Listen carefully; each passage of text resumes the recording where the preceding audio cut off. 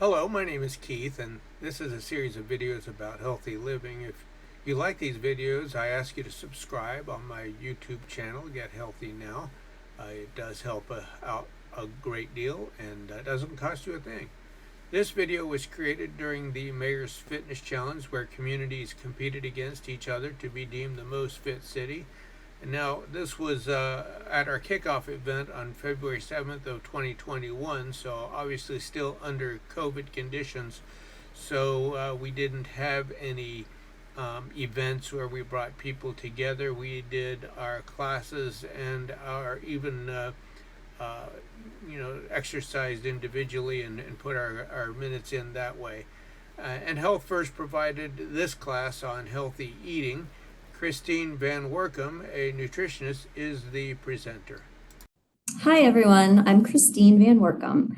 I'm a registered and licensed dietitian working with Health First Medical Group. I work specifically with NewFit Bariatrics at the medical group, doing nutrition counseling for their surgical and non-surgical weight loss patients. And I also work as a dietitian with the pediatric endocrinology department at the medical group as well. Thanks for joining us today, and I'm excited to be part of the Mayor Kickoff Challenge. One of the things I was asked to talk about was healthy eating, which, as you can imagine, is difficult to summarize in just 10 short minutes.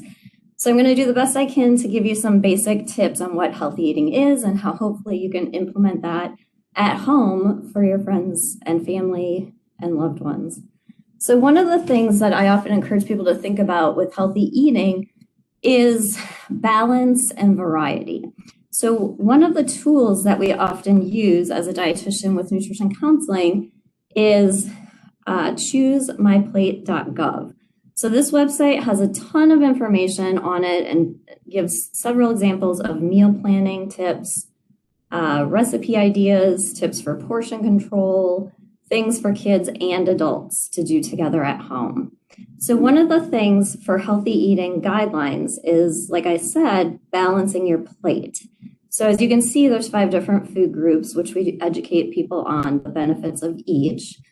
But to keep it simple, the thing that I like to tell people is to try to implement or choose at least 3 food groups at each meal. And that way you can kind of think quick and easy, what should I grab for breakfast? Maybe it's a cup of yogurt, a few berries in there, and some nuts to fit in a little more protein. So that's just one simple example. The other thing I encourage is thinking of balanced snacks as well and fueling your body properly throughout the day. So I don't encourage skipping meals. I don't encourage fad diets. Intermittent fasting, I know, is popular for some people. And while there are some small studies that illustrate or research that shows for a small group of patients that might be helpful, but for the majority of us, general healthy eating guidelines, we really want to think about eating consistently throughout the day. So what that means for most of us is eating something every 3 to 5 hours. Try not to go too long so that you get overly hungry and then end up overeating later in the day. I see that quite often. So with balanced snacks that you might need between meals, usually it's helpful to try to choose at least 2 of the 5 food groups. People tend to stay satiated or stay full a little bit longer. So if you have a small apple, and thinking about, we'll talk in a minute about portion control, but this is about the size of 1 fruit serving. So you can see it easily fits in the palm of my hand, about maybe a tennis ball size. So thinking about portion control, but balancing that carbohydrate source with a little bit of protein, like a low-fat cheese stick or a handful of nuts. When we talk about nuts, this is another thing that helps in terms of portion control. So this is the equivalent 1 ounce little tin for almonds. So if you think about your nut serving, if you grab a handful, depending on how big your hand is, it may or may not fit 1, 2, or 3 servings in this little tin. So this is about 1 ounce of nuts that would fit, almonds that would fit in this container. So next, healthy eating also, I tell people to think about portions. So we touched very briefly on that, but this is, I like to use visuals and hopefully you guys can see that okay. But what we would get served in restaurants or maybe takeout food at this time, if you're not eating in restaurants often right now, But this over here is what we're typically served, and this over here is the standard recommended serving size. So as you can see, easily we get served double what the standard recommended serving size would be. So portion control is a big part of healthy eating, and part of that is being mindful. So eating slowly, taking small bites, chewing the food well, tasting, enjoying your food, figuring out what you like. And as kids, we're really great, and toddlers, young children are great about listening to their hunger and fullness cues, or letting us know. Infants, cry when they're hungry or need a diaper change, right? So typically they're great about letting us know when they're full or satisfied as well, and they'll push away the bottle, for example, or they'll throw their food on the floor when they're done. And so as adults, we tend to unlearn those cues, which is unfortunate. Part of that can come from yo-yo dieting. Part of it can come from the fact that we're busy and we have other things to focus on throughout our day. But what we really want to try to do is slow down. I often tell people taste and enjoy, really, really taste the first 3 bites of whatever you're eating, because those are the bites that actually taste the best. And those are the ones that we miss out on. So we're often distracted, or we're doing something else, or we're talking, or we're just eating too fast. So time yourself at a meal the next time you sit down to eat. Remind yourself to taste the first 3 bites so that you're enjoyed. And usually the slower we eat, so if you can spread your meal out over a 20 to 30 minute time frame, people tend to eat a little bit less. So this also illustrates, again, another restaurant portion, and then the standard recommended serving size. So I did bring along today also a couple plates to show you guys. This is a paper plate, but it used to be standard for these to be dinner plates about 20 years ago. So what we've seen is not only restaurant sizes increase, but plate sizes, bowl sizes increase. If you think about 1 cup of cereal, so like 1 actual measuring cup, that is about this amount of cereal or Cheerios. So think about how that 1 cup would fit or look in a bowl, say this size, versus a bowl this size, versus a bowl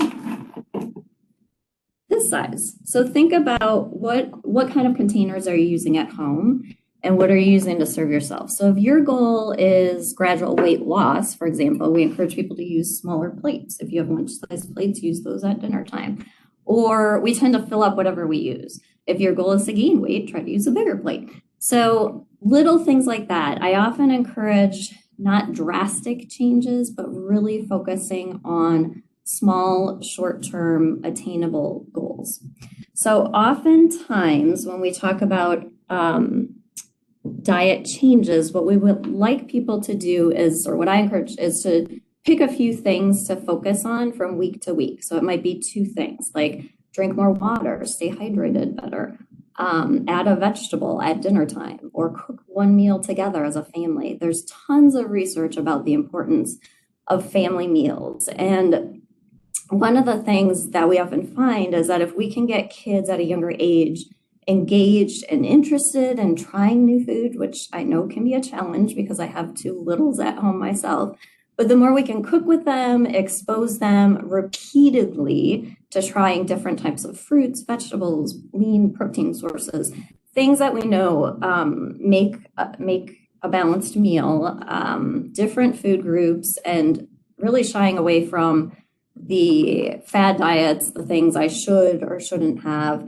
And then also paying attention to, like I mentioned earlier, those hunger and fullness cues. So the other thing that I just briefly wanted to touch on is oftentimes we eat for other reasons, right? So we might eat when we're bored, when we're stressed, when we're tired, when we're happy, when we're sad. So there are many resources available.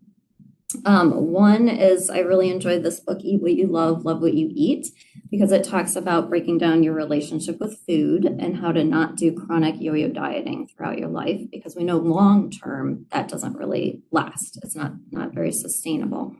And then the other one is intuitive eating. And this really talks about 10 core principles. They have a workbook actually that you can purchase as well.